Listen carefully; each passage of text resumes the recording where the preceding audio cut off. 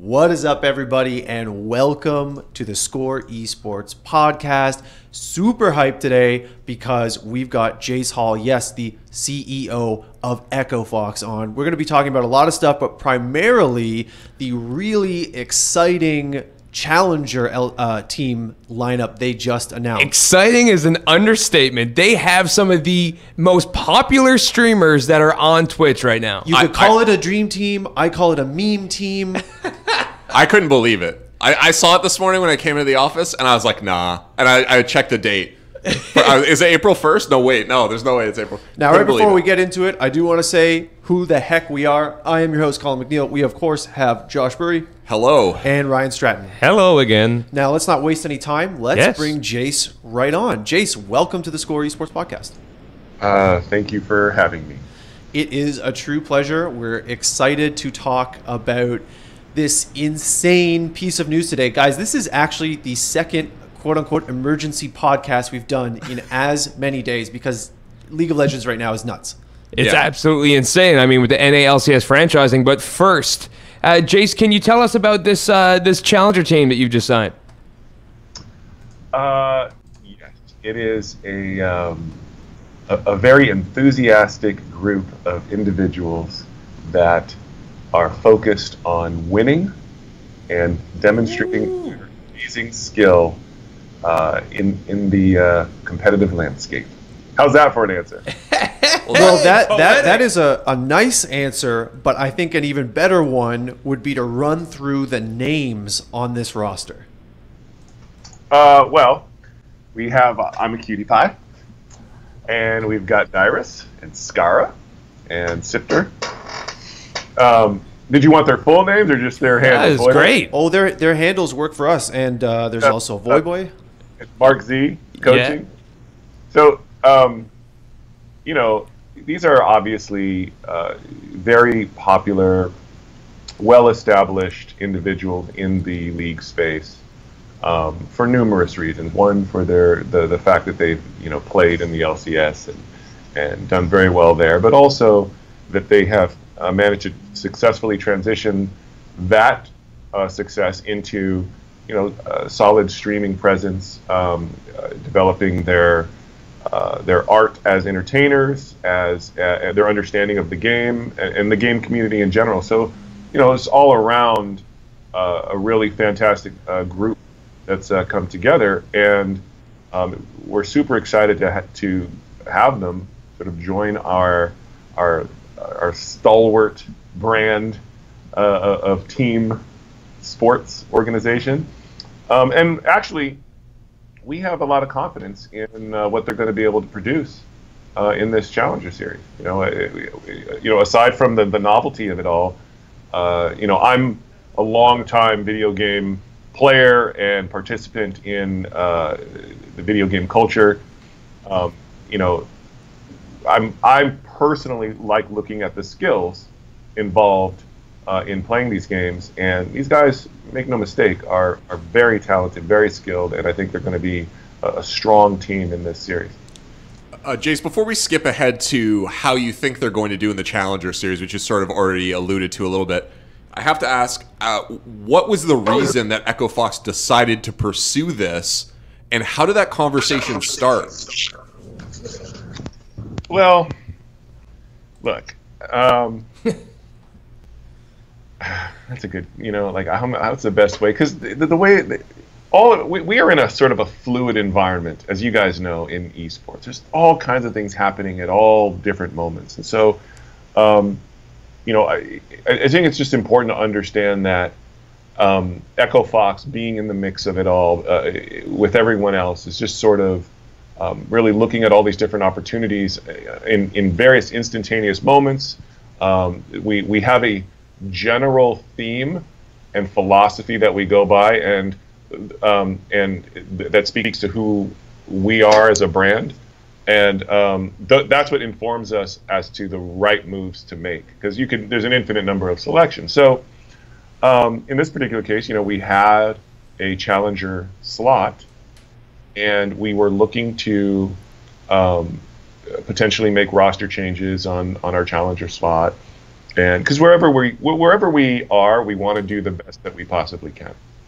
And you know, there is a group called Everyday, which has relationships with a lot of these guys that have been talking, that we wound up talking with, and they started to discuss this idea of, you know, hey, what about this? You know, and the more that we started, you know, Mike Lee, his team, those guys, you know, they deserve credit for helping to assemble this dream team, and you know, and bringing Echo Fox a discussion that we could explore, and then go, you know what, this could really work. And it's really a team effort. I don't want Echo Fox or any single individual to say, oh, you know, this was all just my idea or we did it by ourselves. This really is a group of people, including the players themselves who are on the team,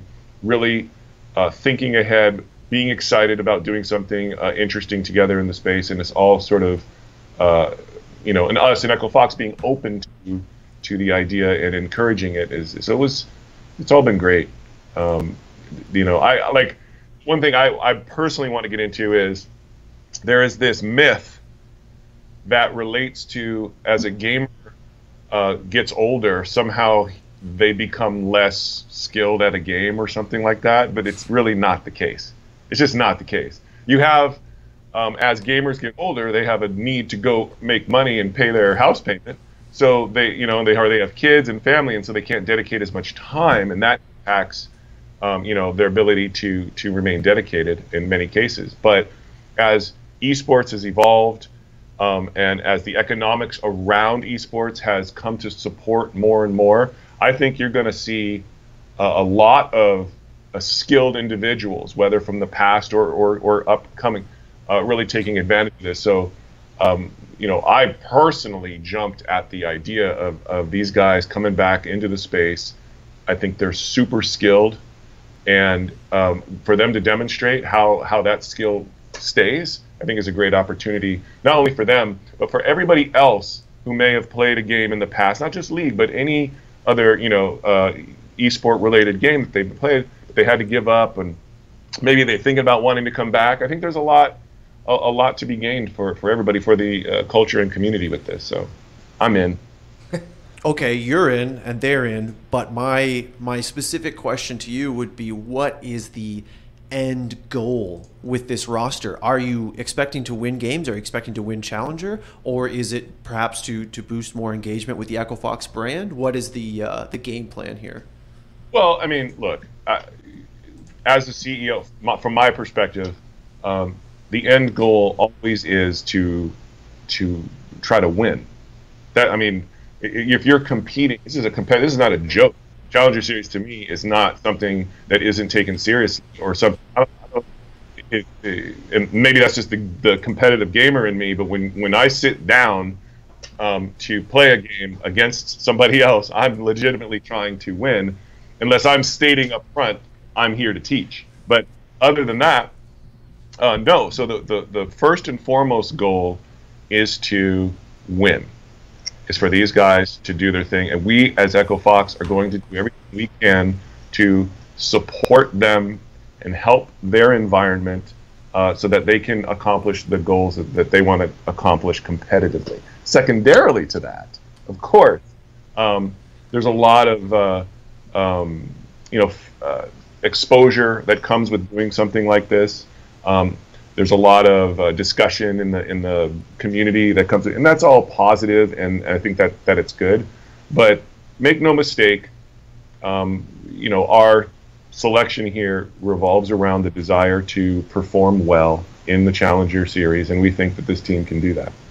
And Jace, some of your you know, newly acquired Challenger team players, they were in the pro scene before, and it's no secret that they stepped away and they retired. What was their first impression when you came to them with this idea? See, so it wasn't so much that we came to them with this idea as it was. These guys have been competitors in their life. That's one of the things that makes them excited and happy, right? And so just like any video game competitor, it just sits in you. Rick Fox is a competitor. He still wants to compete.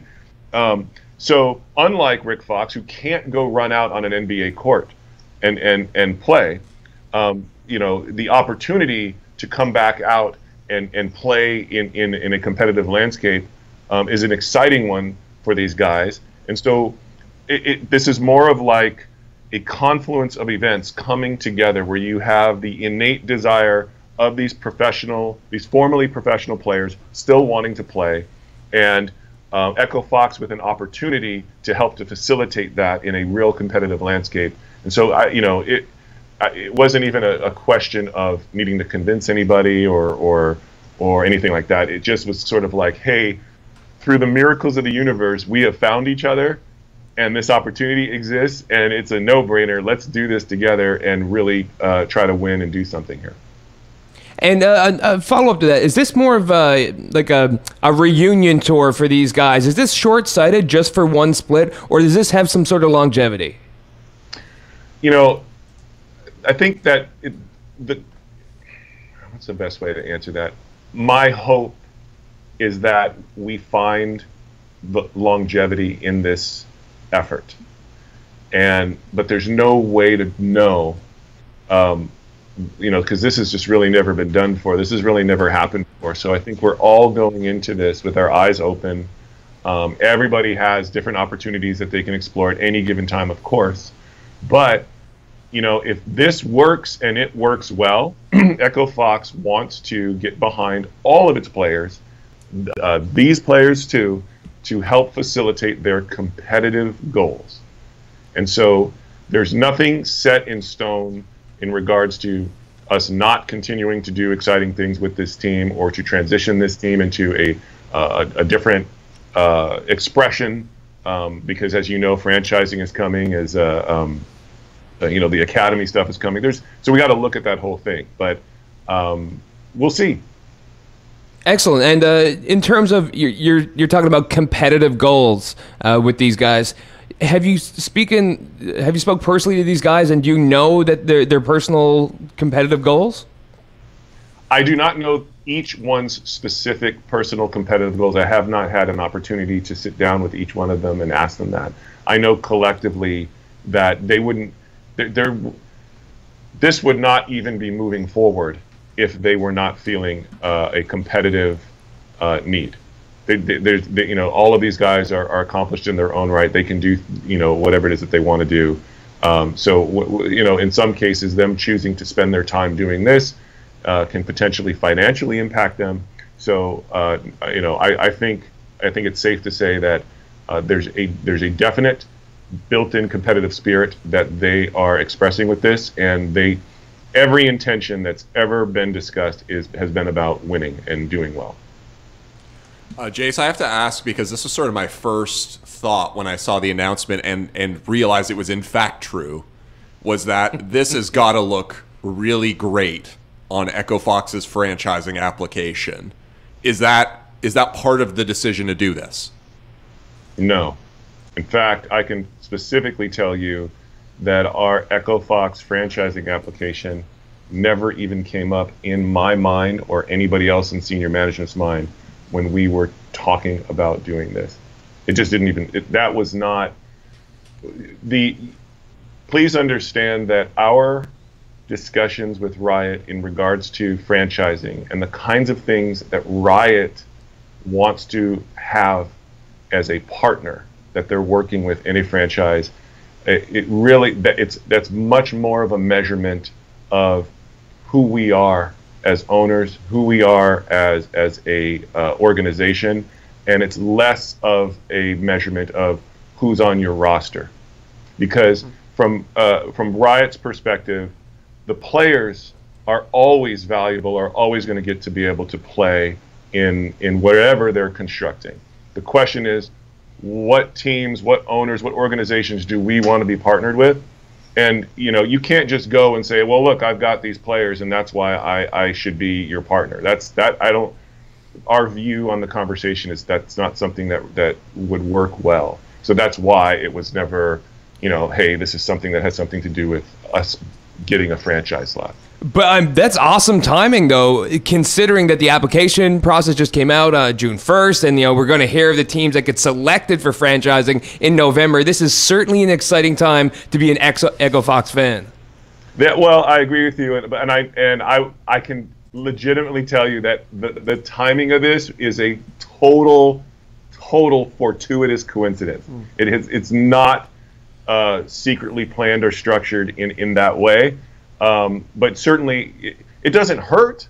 It doesn't hurt, right? Like that's not going to hurt. But I'm not of the opinion that we say, or that any organization should say, these are our players, and that's why us as owners and as an organization are valid. They're two different things to look at. Well, on that note, what would make a team valid? What should they be considering? Well, as Riot really transitions the entire economic model of league franchising, there are a lot of business decisions that go into that. It's one thing if you're Riot and you're spending a lot of money putting on LCS, you're selling copies of your game because it's generating a tremendous amount of marketing revenue. You don't have to spend a lot of time looking at the economics of that because, as a video game company, it's a marketing spend. That's okay. But now when you start to think about, no, we want to move this league into a self-sustaining, revenue-generating situation, a whole host of items have to be completely re-looked at in terms of how revenue shares work, and to create stability, you need to have solid partners that are working collectively with you to build the league. That places the league and the players first in terms of priority when it comes to these business making decisions, because the partners understand by placing the league and the players first, that is actually healthier and has a better long-term impact for the team's economics overall. So it's a shift there's a lot of difference between the short-term approaches and some of the long-term approaches. And so we're really focused in our conversations with Riot about demonstrating the kind of partner that Echo Fox is to the entities that it engages in business with. Now, judging from that answer, Jace, is it fair for me to make the assumption that Echo Fox wants a franchise spot in the 2018 LCS? I think that would be a fair statement. Yes. Okay. Now that we are on that same page, we know that this is going to be the last Challenger split. Challenger, as we know it, is going to cease to exist. It's sort of going to be taken. The place is going to be taken by a developmental league that will have a sister team to the franchise teams in the LCS. Now, assuming Echo Fox has such a franchise team in the LCS, and you would have this developmental sister team, is it a possibility that this Challenger roster could be that team? Well, the dumb answer is, well, look, anything's possible, right? Obviously, but that's not really what you're asking. I can't answer that definitively, only because when we're looking at all of the different opportunities, I mean, we need to see what happens with this team. We haven't seen them perform yet. What's going to go on? The question is what do these individual players at the end of this? What do they want to do? It's possible that coming into Challenger, winning it, and just doing all that satisfies that particular urge that is on, and maybe they're not interested in doing that. But I will say this: we are not psychologically closing off an opportunity for this Challenger team, the individuals in this Challenger team, in terms of them wanting to continue to work with Echo Fox and be part of what we are doing. What they're going to be finding out more and more, as long as the rest of the world will be, is all of the different things that Echo Fox is doing as an entire organization, and there are a lot of different opportunities that Echo Fox is sort of bringing to the equation. So there may very well be things that get identified in relation to franchising into the development league that these guys might be interested in. So there's no path that is closed off to them or to any of our other players, but we're not trying to project the future of any of these guys or any of our other players specifically. That's fair. As Ryan alluded to at the top of the show, it's no secret that these guys, QtPie, Dyrus, they have very successful, very lucrative streaming careers right now. What did it take for them to at least partially, if not give up, take away from those streaming careers to compete under the Echo Fox banner? It took the opportunity for them to be able to do so. That's what it took. When you are, and I can't stress this enough, and I say this as a lifetime video game player you cut me, I'll bleed, digital. Bleed pixels. Never heard that one. I just feel it, right? So when you have that competitive urge in video gaming, you just need to express it. It needs to be, and these guys definitely have it, and I think it's great, and I think it should be encouraged, and I think I love the fact that they're quote unquote retired and that they're coming back to go do this. It's just sending such a positive message into the gaming space in general about the longevity of a video game playing career. It is not nearly as short as the current market would try to indicate. It's just not. It's just those opportunities need to come up, and now we're starting to see it. So I'm hoping. Oh, and I've got to ask, in traditional sports, we always hear of signings and contracts, length of contracts, money. I just want to know, have these, as soon as it's said, and as soon as people read this news, they think it's all about the money. Is it all about the money, or do these competitors still have something to prove? Well, look, the top blanket argument is everything in the world is all about the money, right? So no matter what answer I give, you could go, oh yeah, but still it's all about the money. No, I'm just telling you that it is not all about the money, specifically for this. It's not. Does it generate interest? Is it generating anything? Probably, potentially, right? But at the same time, and in Rick's case specifically, here, think about this. Rick comes from the NBA. He's a retired pro. He still has that competitive spirit inside of him, so much so that he gets involved and creates Echo Fox, so that there's more. It's a very powerful thing. So when something like this comes up, does Rick understand how a player will feel if they want to compete again? Absolutely. So we're gonna, as a supporter of that spirit, we're going to try to figure out how to make it happen. And, I have to get a lot of credit to these guys who are putting down some of the stuff that they're doing to pick up time to go do this. Because these guys got to the top of where they're at because they work very, very hard. They're not going to not work hard on something that they have put themselves in. So, if they're going into the Challenger Series, they're going to work hard at it. It's in their very nature to work hard. So no, are they doing that just so that they can get more money? No, I don't believe so. I think that it truly is something that's about competition, something that's about the community itself. And Echo Fox is proud to be part of this legacy and to welcome them into our sort of team brand identity, which we're constantly trying to refine and define what that means, and they're helping to help shape that definition even further.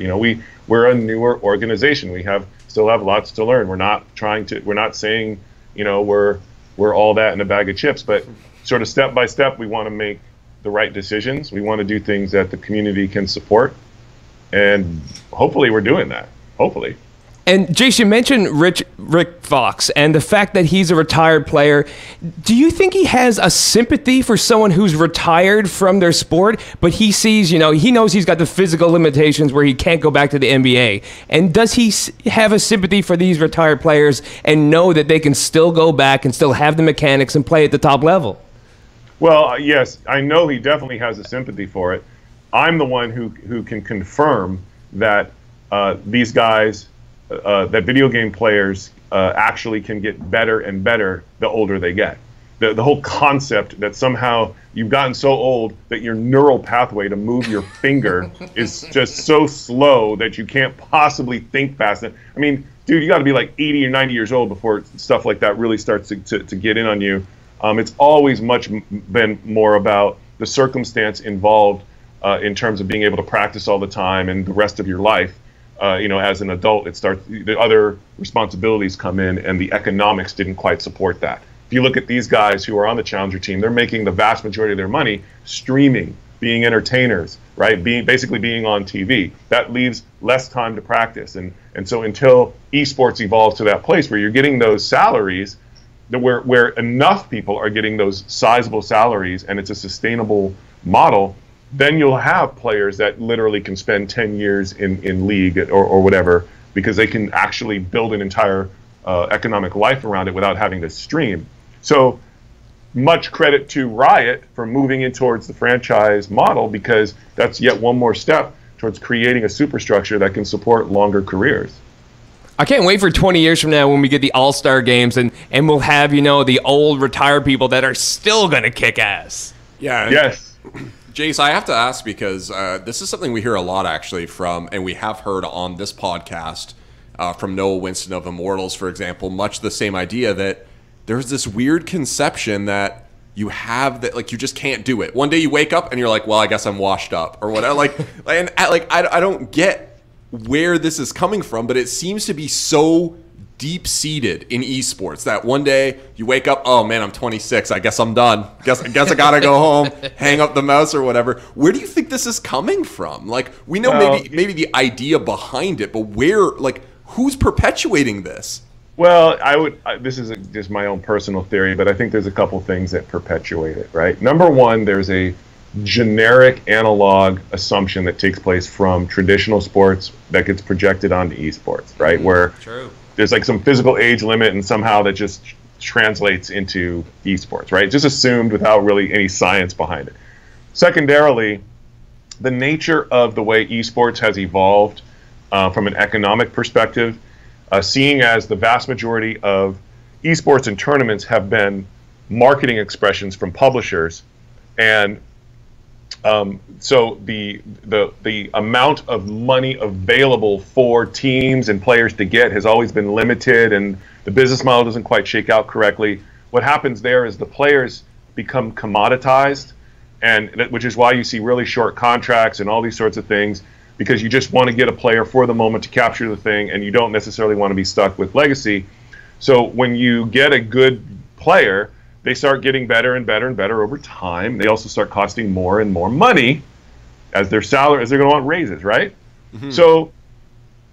So culturally, economically, it starts to, well, he's probably getting kind of old. We probably should invest in the new guy that we can get cheaper. There's other things that factor into quietly, subconsciously supporting this idea of just kind of getting out the older ones and bringing in the newer ones, because economically they're going to be less expensive than the people who've been in there for a longer period of time. Then on top of that, since the economics aren't there, the people who are getting older are actually getting different responsibilities, having kids and all this other stuff. So I think it all works together to create this weird thing where it's somehow like your best playing years are from 17 to 23 or something like that, and then you're out. You're like, stick a fork in them, is done. Yeah. Yeah, well, tell that to Virtus Pro, right? Now, Jace, I wanted to just move on a little bit and kind of like pick your brain about franchising in general. We've been dancing around it a little bit with questions about the Challenger roster specifically. But I mean, what are if I can cast the widest net I can, what are your thoughts about Riot's plans to move forward with franchising the LCS? I think it's great, and I think that it is a very good first effort on their part to. Riot. So let me give you a little bit of background. I come from the video game industry, right? I have made probably 30, 40 video games. I've helped build Warner Brothers Interactive. I've sat on the top of being a publisher. So I have a very specific viewpoint and understanding of how video game operations need to take place. Riot has a very, very tough challenge in transitioning over into franchising. Why? Well, because they have this multi-year culture of League of Legends esports that has developed organically, and you have a lot of traditional ways of doing things that the teams have evolved in order to survive economically in the space. So in terms of the way they deal with sponsors, how they compete with each other with sponsorships, all of that stuff, the vast majority of endemic teams have orient themselves to survive in that economic model.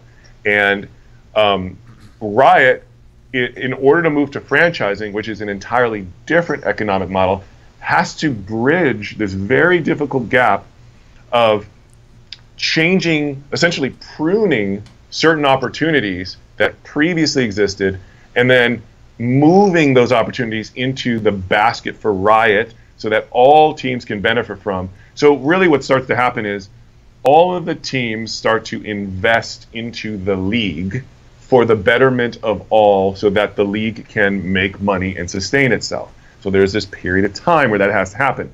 Well, that's highly disruptive to if you're trying to make a certain amount of money every quarter, it's not in your plan to invest into a league. It's just not. So Riot is given the complexities involved, because there's public perception, there's all the players. They absolutely are making sure that the players are taken care of. That's one of the things that's great about what they're doing. They recognize the players are their customers, the customers are their players. They're going to take care of them above all things, right? Teams come secondary. But given that they have to walk this very difficult tightrope, what they've put forth, I think, is a very thoughtful effort as they move towards a really, really pure franchise model that will mirror that of a pro sports or whatever. So I think it's great. I think some teams are going to have more challenges than others in terms of moving sort of from being a saltwater animal to a freshwater animal. But I think that everybody is motivated, and everyone has the best of intentions. And obviously, me as a longtime video game culture person, I just want to support. I want everyone to win. There's still so much room for growth in this space. No one has to lose. There's plenty of room for everybody. So, but I like the move. I think it's going to set an interesting tone in esports overall. It's interesting to see the contrast between that and Overwatch, and how Overwatch has structured their business, because effectively isn't Riot sort of setting a price point, right? Like they're saying it's costing X amount for a franchise, and Riot has this ongoing, proven esport, and then you have other publishers coming out with much larger franchise fees, and it's difficult to you have to measure all that stuff. So I think it's good. It's going to help create stability. So Jace, are you saying that the Riot model is more attractive than the Overwatch model at this particular point in time? Well, here's what I would say. I don't have enough information about the Overwatch model to make any judgment. The only thing that I have heard is that there is a very, very large franchise fee associated with getting a franchise, which I don't even know if it's confirmed. But if that is the case, that's great. But there is no provided economic model underneath that, so that a team can actually analyze how it gets that money back. So yes, I would have to say Riot has now laid out a process by which you can figure out those things, and that makes it a more attractive thing to be looking at today, because there's actually answers there. So, go on, Ryan. Yeah, I'm so sorry. I mean, Riot has put out these first steps in terms of the application process, which is super exciting. And I just want to know right now, what is your day-to-day? Are you full tilt 14 hours right now dealing with this? What's going on? Are we cutting into your 14 hours right now, Jace? Well, yeah, I mean, look, day to day, I'm like 14, 18 hours worth of work. No, look, the application process that Riot has put forth is totally reasonable. It's not, it's not particularly complex. It is endeavoring to be thorough. Riot wants to know, rightfully so, who they're going to be in business with, and how those partners think about things. And because once you're in with them, you're in, right? So they need to know this information. There's nothing that they have put forth that I have seen that I find personally, or that our organization has reacted to as it being objectionable or unreasonable or anything. It's very, very. They are trying so hard to make it so that the teams are able to participate. They know who they're participating with, and that the players are protected throughout the entire process. And Echo Fox is 100% behind that type of approach, 100%. So as of this moment, franchising is different. Yes, it's shocking to the system of League, sure, but as a team that's sort of come in, a year and a half, 2 years ago. Looking at it, it's pretty much what we expected it to be. So, it is what it is. And hopefully we'll get accepted if when we submit our application. Hopefully you'll get accepted. And in saying that, how hopeful are you that you will get in there? Like, what do you think your chances are of making it in the franchise?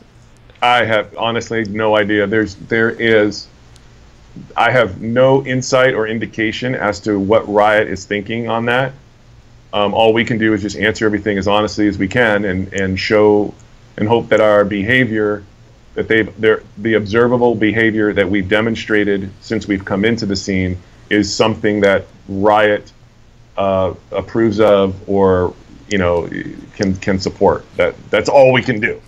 Jace, that's actually a great point that you made right before that question, which is that like these partners are going to be in business with Riot, and Riot's seen situations where, I mean, players got burned by certain organizations. Like there have been some really arbitration and contracts and unscrupulous fines and Ryan hates contracts. Yeah. There's been some unscrupulous situations that have developed during the. And now to think about it in a different way and say, like, these are people who are in business with Riot. Like, they own a part of this. I think that reframes it in a whole different way. And I think you almost can see why Riot needs to be so careful about this.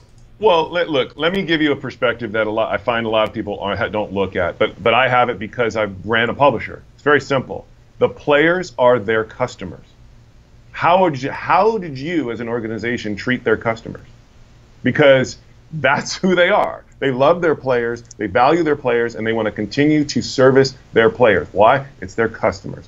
And so it's great that you're a team organization, Echo Fox, but you are operating within the scope of an environment we have built and invested in. You're operating it within the scope of dealing with our customers and having an impact on that. That's important to us. So it's important, it's like, are you aware of that? As an organization, are you aware of that? That's like, I think to me, it's fundamental, right? But those are legitimate concerns that Riot needs to have as a business. And if you're going to be a partner in business with them, there must be a shared concern. If there isn't, if there's only your concern and not Riot's, for example, if you're Riot, why would you want a partner that's oriented like that?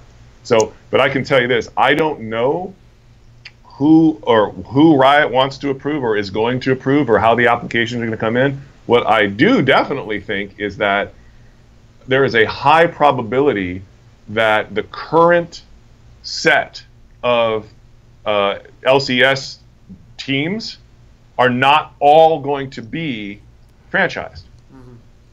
Otherwise, why even have an application process? You could just say, okay, here you go, everybody's franchised, right? Right. So to me, just the fact that an application process came into existence automatically means there must be some current teams that won't pass it. Otherwise, what's the point? You can just have an application process for any new teams you want to add, and you just keep all the ones that you currently have. Right. But we all are effectively relegated. Effectively, all of us are relegated. That's one way to put it, Jace. Listen, teams are doing their homework and they're evaluating this franchising opportunity. Of course, Riot's going to do their homework and look at the applications that come in. But I want to know, based on your first opinion, who is going to run this league? Of course, in traditional sports, sometimes it's a commissioners league, sometimes it's an owners league, or maybe in this case, are you going to be at the mercy of the fans? I just want to know who is going to run this league. I have no idea at all. I can just simply tell you that if I'm Riot, I have for quite a while, I need to maintain a very specific level of control over everything. So to me, that would be a natural thing. So my personal expectation is that, Riot is still, sort of running the show, but is going to be including their franchise partners in some of the decision making, and probably will escalate that up as success takes place and all that. But they need to be very careful, and the teams need to be very respectful of what Riot's trying to accomplish. Jace, we started this off with a discussion about Delta Fox, and I want to just circle back to that for this last question. This is a team filled with personalities. Like, these people, like the viewers that will be watching this team play in the Challenger Series, are used to maybe a different kind of interaction, an interaction where they could say something in the chat. In Cutie Pie's case, they have their own sort of, almost their own sort of mannerisms about like like raise your dongers and all that. What do we have? Like, what do you have planned to help harness the personalities of these players? Because in a typical Challenger Series game, we're not going to hear comms.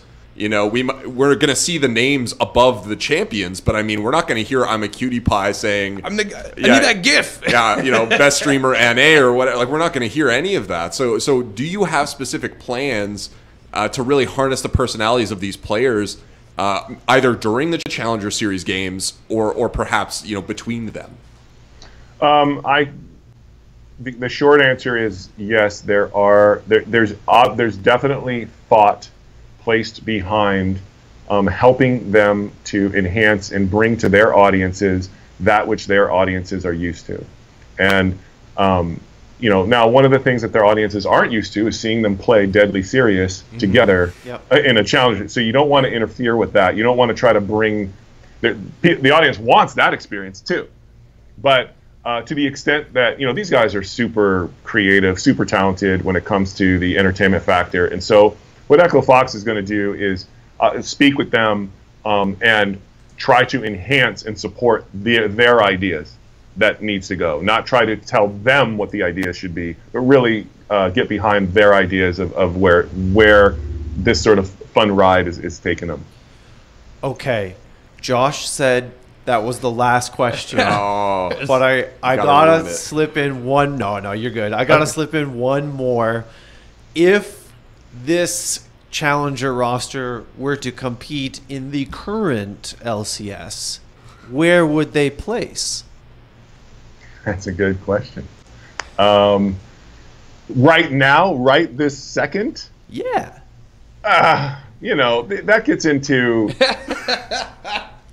there's a lot of raw talent and skill with these guys, but if you're not running drills and scrims and all this other stuff, it gets really hard pretty fast because the LCS is no joke, right? So they have what it takes individually to obviously to be in the LCS, but I can't answer that. I have no idea. You tried. I thought you were gonna say, oh well, that's pretty easy. Echo Fox #1 and Delta Fox #2. With that being said, Jace, we've got to wrap this up, but I really want to thank you for your time. It's really been a pleasure chatting with you, and your availability means a lot. Thank you very much. Any last shout outs or anything you want to say? I just want to say just thank you to all of the Echo Fox fans who are supporting us and who stand by us through all of these waves of excitement.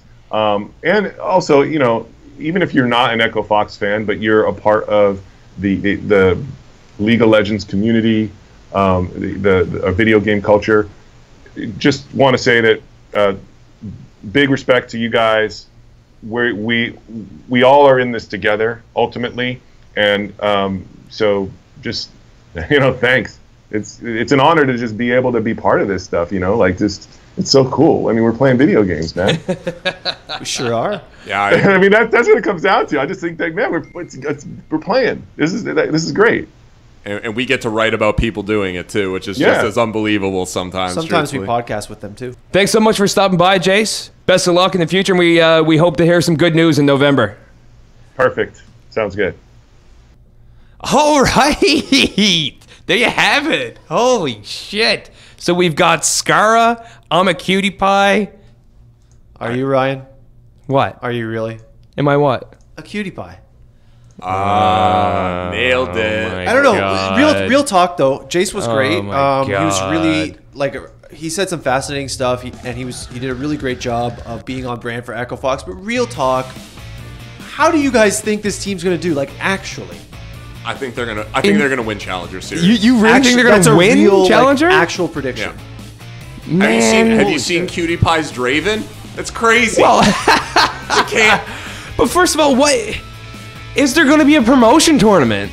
Oh yeah. Well, Is there going to be that? Because I would love to It see. Wouldn't matter even. I know it wouldn't matter. I'd still like to see it. Okay, if they're going to win it, like I don't know. I want to say second place, and then like if Well, there's who's a coming promotion ahead of tournament, them? they'll win it. Who's coming ahead of them? I don't know. I didn't look at the I'm challengers telling- there. I just imagine that maybe something will happen. I'm gonna get that Cutie Pie carry in the bot lane. You getting the jersey? We're gonna get that Dyrus top.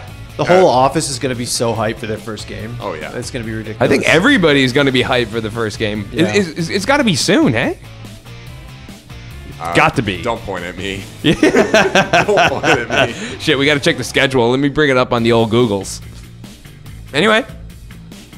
With that being said, guys, Yeah.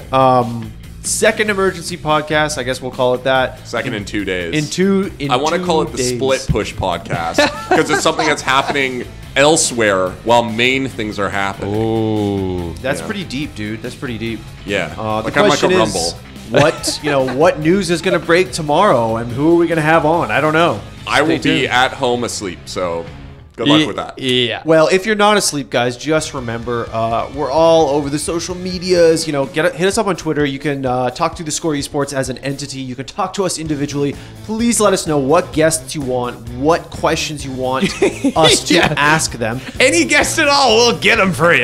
Well, hey, we've been doing pretty good so far. And we have. don't forget that we have 2 regular shows every single week. There's the theScore eSports podcast, the general one where we get on team owners and people like Jace and talk about the future of esports. And there's also the Nexus, which is a League of Legends specific show. Yeah, we've got a guest lined up for next week. Let me tell you. Can you drop it on us? Can you give us that info? I don't think I have final confirmation yet. So I don't, but Journalistic looking- integrity over there. You need looking me really to know good. it because then I'll just spill the beans. Yeah, I'm withholding that from you. Well, to hear what the guest is, keep it locked to theScore eSports, twitch.tv/theScore eSports. We're on YouTube, Twitter, anything like that. Get up. See you later. Get up. Get up. Get up, Ryan.